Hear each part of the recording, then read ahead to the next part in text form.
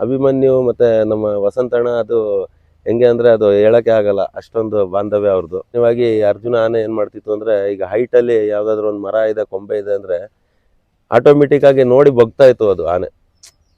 ಲೋಡ್ಗೂ ಆನೆಗೂ ತುಂಬ ವ್ಯತ್ಯಾಸ ಇರ್ತದೆ. ಆನೆ ಅಂದರೆ ಒಂದೇ ಜಾಗದಲ್ಲಿ ನಿಲ್ಲಲ್ಲ. ಇದು ರನ್ನಿಂಗಲ್ಲಿ ನಾವು ಗೇರ್ ಕೊಟ್ಟಾಗ ಹಿಂದೆ ಹೋಗ್ತದೆ, ಮುಂದೆ ಬರ್ತದೆ ಬ್ರೇಕ್ ಹೊಡೆದಾಗ. ಇದೆಲ್ಲ ನೋಡ್ಕೊಂಡು ಬ್ಯಾಲೆನ್ಸ್ ಮಾಡಬೇಕು. ಸಡನ್ನಾಗಿ ಬ್ರೇಕ್ ಹೊಡೆಯೋ ಆಗಿಲ್ಲ.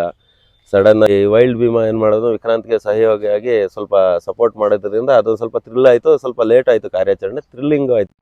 ವೈಲ್ಡ್ ಭೀಮಾ ಜೊತೆಲೇ ಇರೋನು, ಹಂಗಾಗಿ ಆ ಕಾರ್ಯಾಚರಣೆ ಥ್ರಿಲ್ ಕಾಣಿಸ್ತು ನಮಗೆ. ರೀಸೆಂಟಾಗಿ ವಿಕ್ರಾಂತ್ ಅಂತ ಒಂದು ಆನೆ ಹಿಡಿದು ನಾವು ಬೇಲೂರು ಭಾಗದಲ್ಲಿ, ಅದೇ ಸ್ವಲ್ಪ ಥ್ರಿಲ್ ಅಂತ ಅನಿಸಿದ್ದು. ಅಂದರೆ ಆನೆನೂ ಗಾಬರಿ ಆಗುತ್ತೆ, ನಮಗೂ ಗಾಬರಿ ಆಗ್ಬಿಡ್ತದೆ ಒಂದೊಂದು ಟೈಮು.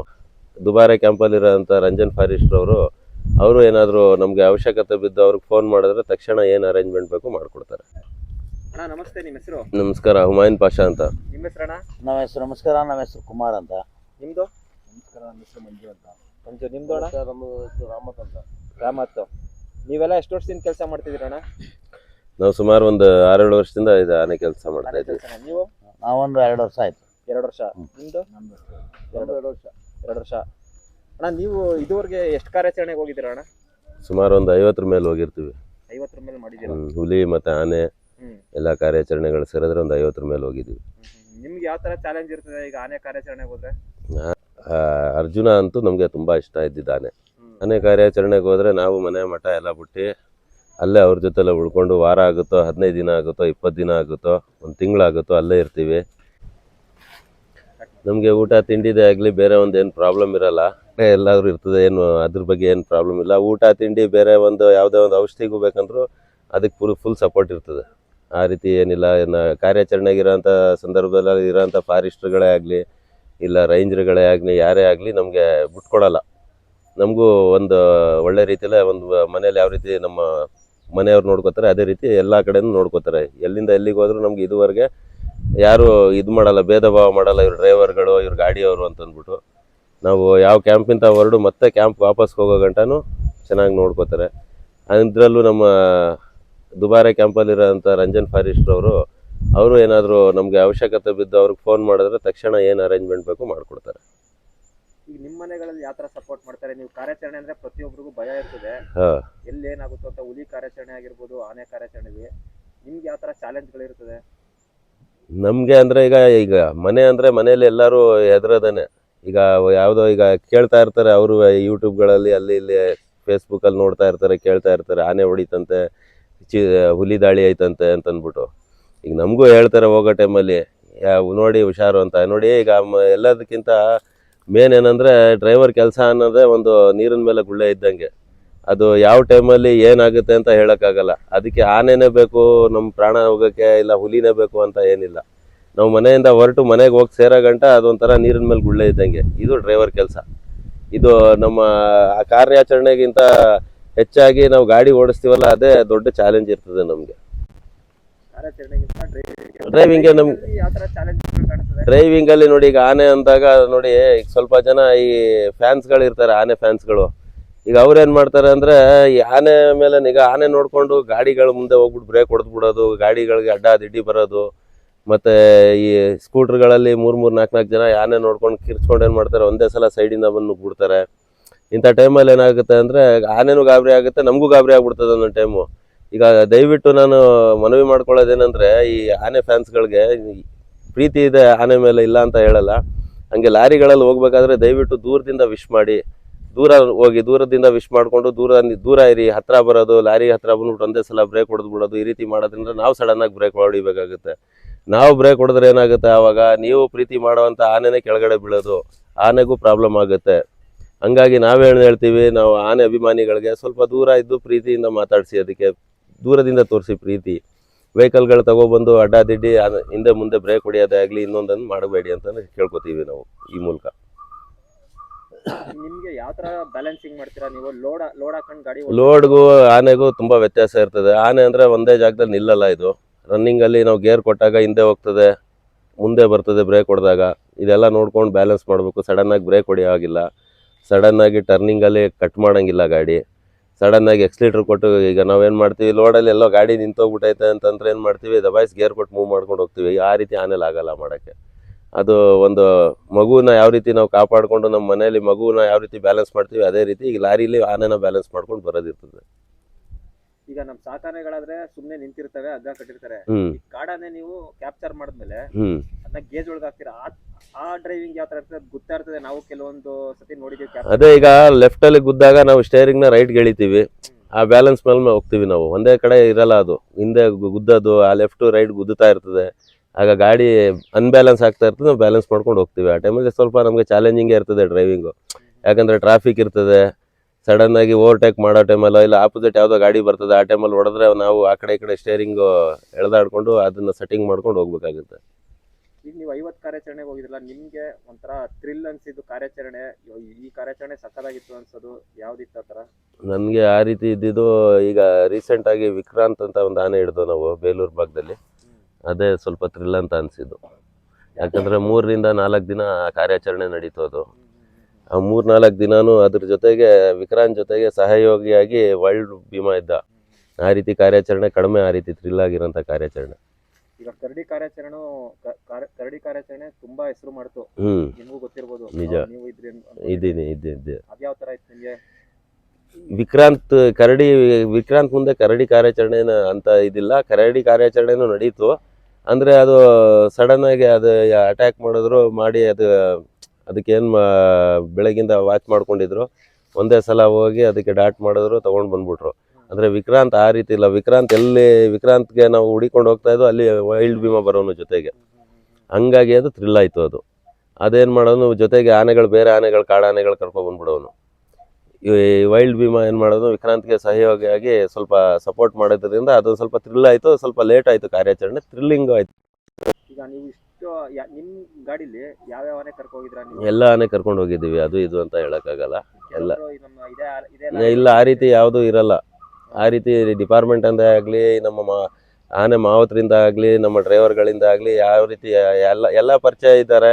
ಯಾಕಂದರೆ ಈಗ ಸುಮಾರು ನಾವು ಹಳಬ್ರಲ್ವ, ಈಗ ಹೊಸ್ದಾಗಿ ಬಂದಿದ್ರೆ ಏನು ಅನ್ಬೋದು, ಸುಮಾರು 6-7 ವರ್ಷದಿಂದ ಅದೇ ಕೆಲಸ ಮಾಡ್ತಾ ಇದ್ದೀವಿ ಅಂದರೆ ಎಲ್ಲರೂ ಪರಿಚಯ ಇದ್ದಾರೆ. ಎಲ್ಲರೂ ಏನು ಮಾಡ್ತಾರೆ, ಈಗ ನಾವು ಯಾವ ಗಾಡಿ ನಮ್ಮ ಗಾಡಿ ಹೋಯ್ತು, ಯಾವ ಆನೆ ಮುಂದೆ ಬರ್ತದೆ ಅದು ಹತ್ಸ್ಕೊಂಡು ಬರ್ತೀವಿ. ಆ ರೀತಿ ಅದು ಇದು ಅಂತ ಇಲ್ಲ.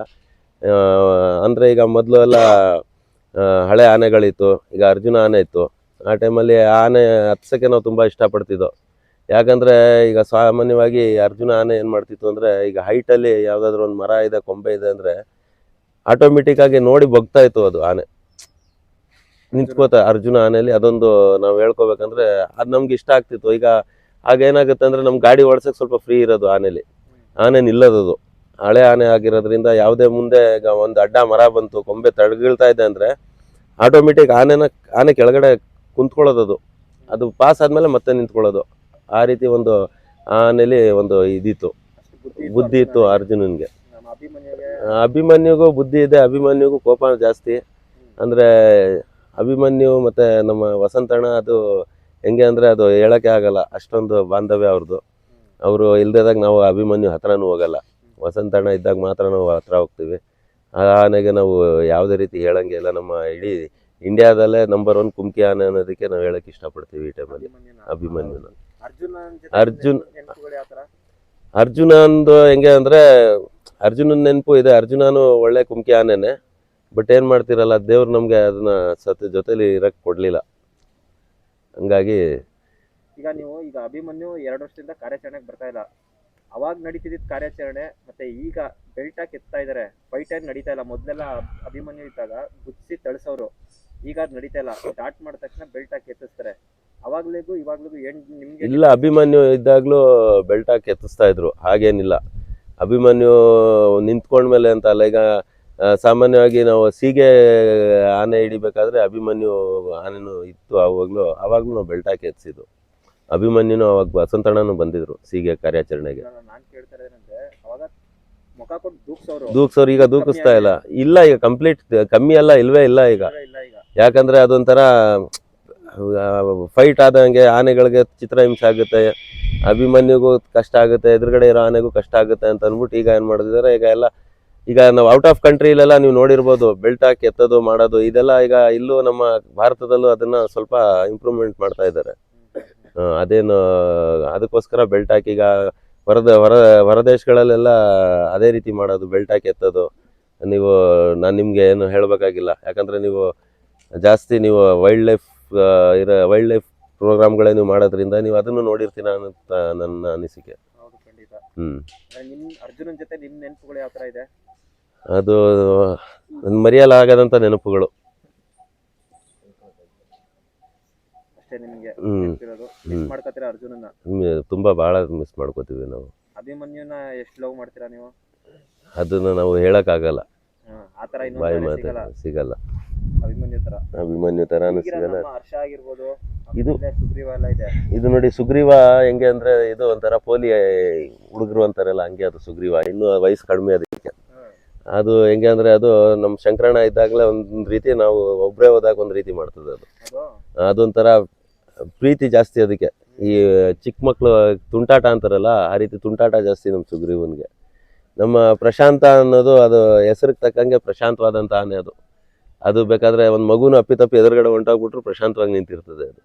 ನಮ್ಮ ಹರ್ಷ ಇದು ಹಳೆ ಆನೆ, ಬಟ್ ಇದು ಕೋಪ ಇದಕ್ಕೂ ಭಾಳ ಬೇಗ ಬರೋಂಥ ಆನೆ ಇದು, ಕೋಪ. ನಮ್ಮ ರಜನಿ ಮತ್ತು ಶಂಕರಣ್ಣ ಅವ್ರ ಅಣ್ಣ ಇದಕ್ಕೆ ಮಾವತರು, ಹರೀಶಣ್ಣ ಅವರು. ಅವ್ರು ಇಲ್ಲದಾಗ ನಾವು ಹೋಗಲ್ಲ ಇದ್ರ ಹತ್ರ. ಸಾಮಾನ್ಯವಾಗಿ ಆನೆ ನಾನು ಏನು ಹೇಳ್ತೀನಿ, ಯಾರಿಗೆ ಆದರೂ ಅಷ್ಟೇ, ನಾವು ಲಾರಿಲಿ ಈಗ ನಾವು ಆನೆ ತುಂಬ ಹತ್ರ ಇರ್ತೀವಿ, ಇದ್ದಾಗಲೂ ಏನು ಮಾಡ್ತೀವಿ, ನಾವು ಹೋಗಲ್ಲ ಆನೆ ಹತ್ರ. ಯಾಕಂದರೆ ಅದು ಅವ್ರ ಮಾವತ್ರು ಇದ್ದಾಗ ನಾವು ಅದು ಪಕ್ಕ ಹೋದ್ರೆ ಹೋದಂಗೆ. ಈಗ ಸ್ವಲ್ಪ ಪಬ್ಲಿಕ್ಸ್ಗೆ ನಾನು ಏನು ಹೇಳ್ತೀನಿ ಈ ಟೈಮಲ್ಲಿ ಅಂದರೆ, ಬಂದು ಆನೆ ನೋಡೋ ಖುಷಿಲಿ ಹತ್ರ ಹೊಂಟೋಗ್ಬಿಡ್ತಾರೆ. ದಯವಿಟ್ಟು ಹೋಗ್ಬೇಡಿ ಅಂತ ಹೇಳೋಕ್ಕೆ ಈ ಸಂದರ್ಭದಲ್ಲಿ ನಾನು ಹೇಳಲಿಕ್ಕೆ ಇಷ್ಟಪಡ್ತೀನಿ ನಿಮ್ಮ ಮಾಧ್ಯಮದ ಮೂಲಕ. ಒಳ್ಳೆ ಮೆಸೇಜ್ ಅಣ್ಣ ನೀವು. ಏನಕ್ಕೆ ನಾವು ದಸರಾಲ್ ನೋಡ್ತೀವಿ, ಸುಮ್ಮನೆ ಹತ್ರ ಅದು ಹತ್ರ ಸಡನ್ ಆಗಿ ಹೊಂಟೋಗ್ಬಿಡ್ತಾರೆ. ಅದು ಪ್ರೀತಿ, ಅದು ಅದು ಯಾಕಂದ್ರೆ ಅದು ಪ್ರಾಣಿ, ಅದು ಅದಕ್ಕೆ ಅದು ಸಾಮಾನ್ಯವಾಗಿ ನಮ್ಮ ವಾಸನೆ ಅಂತ ನಾವು ಯಾವುದೋ ಒಂದು ಇದಿದೆಯಲ್ಲ, ನಾವು ಇದರ ಶಕ್ತಿ ಜಾಸ್ತಿ ಪ್ರಾಣಿಗಳಲ್ಲಿ. ಹುಲಿದ ಒಂಥರ ಕ್ಯಾಟಗಿರಿ, ಆನೆದ ಒಂಥರ ಕ್ಯಾಟಗಿರಿ. ಆನೆ ಸ್ಮೆಲ್ಲಲ್ಲಿ ಕಂಡುಹಿಡಿತದೆ ಇದು ಯಾರು ಏನು ಅಂತ ಅಂದ್ಬಿಟ್ಟು, ಮತ್ತು ವಾಯ್ಸಲ್ಲಿ ಕಂಡುಹಿಡಿತದೆ. ಈಗ ನಾವು ಹೋದಾಗ ಅದಕ್ಕೆ ನಮ್ಮ ಸ್ಮೆಲ್ ಗೊತ್ತಾಗುತ್ತೆ, ಇವ್ರು ನಮ್ಮ ಕಡೆಯವರಲ್ಲ ಅಂತ. ಮತ್ತು ವಾಯ್ಸು ಇದು ನಮ್ಮ ಕಡೆಯವರಲ್ಲ ಅಂತ ಗೊತ್ತಾಗುತ್ತೆ. ಆಗ ಅದು ಕೋಪ ಬರ್ತದೆ, ಯಾರೋ ನನಗೇನು ಅಟ್ಯಾಕ್ ಮಾಡೋಕ್ಕೆ ಬಂದಿದ್ದಾರೆ ಅಂತ ಅಂದ್ಬಿಟ್ಟು ಏನು ತಿಳ್ಕೊತದೆ, ತಪ್ಪು ತಿಳ್ಕೊಂಡು ಅದು ಮಾಡ್ತದೆ, ನಮ್ಮ ಮೇಲೆ ಅಟ್ಯಾಕ್ ಮಾಡೋಕ್ಕೆ ಪ್ರಯತ್ನ ಪಡ್ತದೆ. ಸಾಮಾನ್ಯವಾಗಿ ಒಂದ್ಸಲ ಇದು ಅಭಿಮನ್ಯುಗೆ ದಸರಾದಲ್ಲಿ ಒಂದು ಲೇಡಿಗೆ ಯಾರಿಗೋ ಪಾಪ ಜಸ್ಟ್ ಮಿಸ್ ಆದ್ರು, ತಳ್ಳಕ್ಕೆ ಪ್ರಯತ್ನ ಪಟ್ಟಿತ್ತು ಸೆಲ್ಫಿ ತಗೊಳಕ್ಕೆ ಹೋಗಿ. ದಯವಿಟ್ಟು ಮಾಧ್ಯಮದ ಮೂಲಕ ನಾನು ಏನು ಹೇಳ್ತೀನಿ ಅಂದರೆ, ಸಾರ್ವಜನಿಕರಲ್ಲಿ ವಿನಂತಿ, ದಯವಿಟ್ಟು ಆನೆಗಳ ಹತ್ರ, ಯಾಕಂದರೆ ಅದು ಪ್ರಾಣಿಗಳು, ಜನರೇ ಮನುಷ್ಯರೇ ಇದ್ದಾಗಿರಲ್ಲ, ಅದು ಪ್ರಾಣಿಗಳು. ಅದು ಯಾವ ರೀತಿ ಅರ್ಥ ಮಾಡ್ಕೋಬೇಕು. ದಯವಿಟ್ಟು ಸ್ವಲ್ಪ ದೂರ ಇರಿ, ಪ್ರೀತಿ ತೋರಿಸಿ. ಅವರು ಮಾವತರು ಇದ್ದಾಗ ಬೇಕಾದ್ರೆ ಹೋಗಿ ಹತ್ರ, ದೂರ ಇಲ್ಲದೆ ಟೈಮಲ್ಲಿ ತುಂಬ ಸುಮಾರು ನನ್ನ ಲೆಕ್ಕಕ್ಕೆ 200 ಮೀಟರ್ ದೂರ ನಿಂತ್ಕೊಂಡು ನೋಡಿದ್ರು ಒಳ್ಳೇದು ಅನ್ನಿಸ್ತದೆ. ನಾವೇ ಇಲ್ಲಿ ನೋಡ್ತಿದ್ದಂಗೆ ಸುಗ್ರೀವ ಒಂದೊಂದು ಟೈಮು ಅದೊಂದು ಇದ್ದಿದ್ದ ಕೊಂಬೆಗಳೇ ಎಸಿತಾನೆ, ನನಗೆ ಎಸ್ತಿದ್ದಾನೆ ಮೊನ್ನೆ. ಎಲ್ಲ ಜಾಸ್ತಿ ಇಲ್ಲ. ಈಗ ಚಾಮರಾಜನಗರದ ಕಾರ್ಯಾಚರಣೆಗೆ ಹೋದಾಗ ನಾನು ಯಾವುದೋ ಗ್ಯಾನ್ದಲ್ಲಿ ಹೋದ್ರೆ ನಿಂತ್ಕೊಂಡು ನೋಡ್ಬಿಟ್ಟು, ಅಷ್ಟು ದೂರ ಹೆಚ್ಚು ಕಡಿಮೆ 200 ಮೀಟರ್ ದೂರ ಬಂದ ಚೈನ್ ಇತ್ತಲ್ಲ, 100 ಮೀಟರ್ ಹತ್ರ ಬಂದ. ನನಗೆ ಚೈನ್ ಹಾಕೋದೇನಲ್ಲ ಅಂತ ಒಂದು ಗ್ಯಾರಂಟಿ, ಚೈನ್ ಇದೆಯಲ್ಲ ಬರಲ್ಲ ಅನ್ನೋದು ನಂಬಿಕೆ. ನಾನು ಹತ್ರ ಬರ್ತಾ ಇದ್ದಂಗೆ ಏನು ಮಾಡ್ದೆ, ಚೈನ್. ಮನೆ ಕಾರ್ಯಾಚರಣೆಗೆ ಹೋದರೆ ನಾವು ಮನೆ ಮಠ ಎಲ್ಲ ಬಿಟ್ಟು ಅಲ್ಲೇ ಅವ್ರ ಜೊತೆಲ್ಲ ಉಳ್ಕೊಂಡು, ವಾರ ಆಗುತ್ತೋ 15 ದಿನ ಆಗುತ್ತೋ 20 ದಿನ ಆಗುತ್ತೋ 1 ತಿಂಗಳಾಗುತ್ತೋ ಅಲ್ಲೇ ಇರ್ತೀವಿ ನಾವು. 24x7 ಆನೆಗೆ ಯಾವ ರೀತಿ ಮಾವತರು ಇರ್ತಾರೋ ಅದೇ ರೀತಿ ಆನೆಗಳಿಗೆ ನಾವು ಕಾಯ್ಕೊಂಡಿರ್ತೀವಿ. ಆವಾಗ ಯಾವ ಗಳಿಗೆ ರಾತ್ರಿ 12 ಗಂಟೆಗೆ ಸ್ಟಾರ್ಟ್ ಮಾಡಿ ಅಂದರೂ ಹೋಗ್ಬೇಕಾಗುತ್ತೆ ನಾವು, 3 ಗಂಟೆಗೆ ಸ್ಟಾರ್ಟ್ ಮಾಡಿ ಅಂದರೂ ಹೋಗ್ತೀವಿ, ಇಲ್ಲ ಮಲಗಿರಿ ಅಂದರೂ ಮಲಗಿರ್ತೀವಿ. ಹಂಗಿರ್ತೀವಿ ನಮಗೂ. ಎಲ್ಲೂ ಬಿಟ್ಟು ಮನೆ ಮಠ ಎಲ್ಲೂ ಹೋಗಂಗಿಲ್ಲ, ಗಾಡಿಲೇ ಇರ್ಬೇಕು ನಾವು. ಹೋಗಲಿ, ಸಡನ್ನಾಗಿ ಆನೆ ಒಂಟಿ ಐತೆ, ಯಾರೂ ಇಲ್ಲ, ಹೋಗಿ ಒಂದು ಸೆಲ್ಫಿ ತೊಗೊಬಿಡವ, ಒಂದು ಫೋಟೋ ಹೊಡೆದ್ಬಿಡವ ಅಂತ ಅಂದ್ಬಿಟ್ಟು ದಯವಿಟ್ಟು ಹತ್ರ ಹೋಗ್ಬೇಡಿ ಅಂತ ಕೇಳ್ಕೊಳ್ತೀನಿ ನಾನು. ನಿಮ್ಗೆ ಯಾವ ಆನೆ ತುಂಬಾ ಇಷ್ಟ? ವರ್ಷದಿಂದ ನೋಡ್ತಿದ್ದೀರಾ ನೀವು? ಎಲ್ಲ ಆನೆಗಳು ಇಷ್ಟ, ಅದರಲ್ಲೂ ಈಗ ಅರ್ಜುನ ಅಂತೂ ನಮಗೆ ತುಂಬ ಇಷ್ಟ ಇದ್ದಿದ್ದಾನೆ. ನಮ್ಮ ಧನಂಜಯನು ನಮಗೆ, ಧನಂಜಯ ಆನೆನೂ ಒಂಥರ ಪ್ರೀತಿ ಪಾತ್ರ ಆನೆ ಅಂತ ಹೇಳ್ಬೋದು ನಮಗೆ. ಜಾಸ್ತಿ ನನಗೆ ಭಾಸ್ಕರಣ್ಣ ಇವತ್ತು ನಾವು ಹೋದಾಗ ಏನು ಮಾಡ್ತಾರೆ, ಸ್ವಲ್ಪ ಪ್ರೀತಿಯಿಂದಾನೆ ನಮಗೆ ಧನಂಜಯ ಏನು ಮಾಡ್ತಾರೆ, ಬಂದ್ಬಿಡ್ತದೆ ಹತ್ರ ನಮಗೆ. ಅದರಲ್ಲಿ ಸ್ವಲ್ಪ ನಮಗೆ ಆನೆಗೂ ನಮಗೂ ಸ್ವಲ್ಪ ಬಾಂಧವ್ಯ ಜಾಸ್ತಿ. ಶ್ರೀರಾಮ ಆನೆ, ಧನಂಜಯ ಆನೆ, ಹಂಗೆ. ಸರಿಣ್ಣ, ಎಲ್ಲರೂ ಚೆನ್ನಾಗಿರಿ, ಸೇಫ್ ಆಗಿ ನಮ್ಮ ಆನೆನ ಕರ್ಕೊಂಬರೋದು ನೀವೇನೆ. ಹೌದು, ಎಲ್ಲ ನಿಮ್ಮ ಕುಟುಂಬಕ್ಕೆ ನಿಮಗೆ ಒಳ್ಳೇದಾಗ್ಲಿ. ಇಷ್ಟು ಟೈಮ್ ಕೊಟ್ಟು ಮಾತಾಡೋಕ್ಕೆ ತುಂಬಾ ಧನ್ಯವಾದಗಳು. ನಮಸ್ಕಾರ.